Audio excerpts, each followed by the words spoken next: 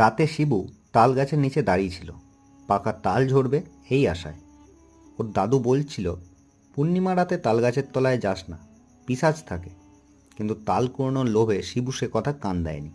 একটা বড় তাল খসে পড়ল। শিবু দৌড়ে গিয়ে তুলল।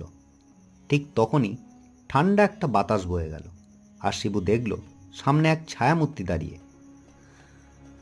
মুখ নেই, শুধু জলজলে চোখ। তুই কি জানিস আমি কত বছর ধরে এই তালের পাহারাদার?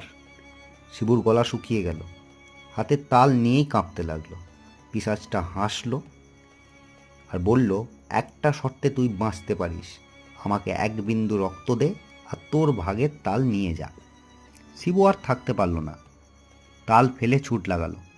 পেছনে হাসির আওয়াজ আর পাতার ফিসফিসানি শোনা যেতে লাগলো। তারপর থেকে শিবু আর কখনো রাতের বেলা তাল কুড়োতে যায়নি।